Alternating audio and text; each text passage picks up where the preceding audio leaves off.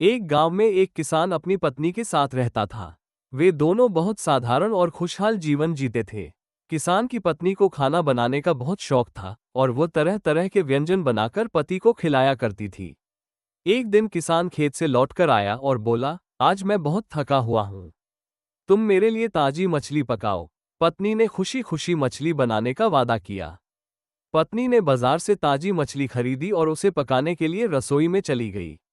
और उसका पति नहाने चला गया। मछली की खुशबू इतनी लाजवाब थी कि पत्नी खुद को रोक नहीं पाए। उसने सोचा, थोड़ा सा चखने में क्या बुराई है।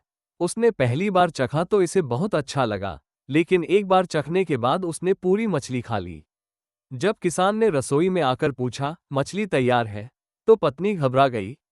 उसने जल्दी से अपनी गलती छिपाने के लिए कहा, मछली तो बिल्ली खा गई। मैं बाहर पानी लेने गई तब तक बिल्ली पूरी मछली खा गई। किसान को गुस्सा आ गया। उसने बिल्ली को पकड़कर डांटा और फिर उसे मार दिया। लेकिन मरने से पहले बिल्ली ने किसान को श्राप दिया, तुम्हारे घर से सुख समृद्धि चली जाएगी।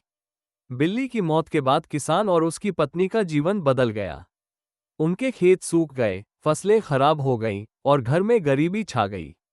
पति पत्नी को समझ नहीं आया कि उनके साथ ऐसा क्यों हो रहा है। कई सालों बाद एक साधु उनके गांव में आया। साधु गांव के लोगों से भिक्षा मांगा करता था और भिक्षा से ही उसका जीवन व्यतीत होता था।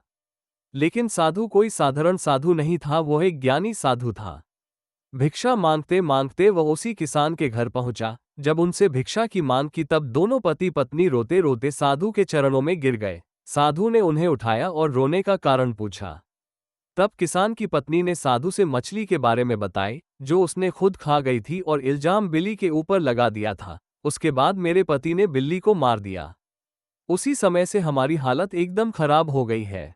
साधु ने ध्यान लगाकर सारी बात समझी और कहा, तुमने जिस बिल्ली को मारा था उसने तुम्हें श्राप दिया है। अगर तुम उसका श्राप तोड़ना चाहते हो तो उसके नाम से हवन करो और बिल्लियों को खाना और दूध खिलाओ। किसान ने साधु की बात मान ली। उसने गांव में हवन कराया और कई बिल्लियों को बुलाकर उन्हें दूध और भोजन खिलाया। जैसे ही यह काम पूरा हुआ, बिल्ली का श्राप टूट गया। किसान का जीवन फिर से खुशहाल हो गया और उसकी पत्नी ने अपनी गलती स्वीकार कर पश्चाताप किया। इस कहानी से हमें ये शिक्षा मिलती है कि झूठ बोलने और दूसरों पर दोष मढ़ने से सच छिप नहीं सकता।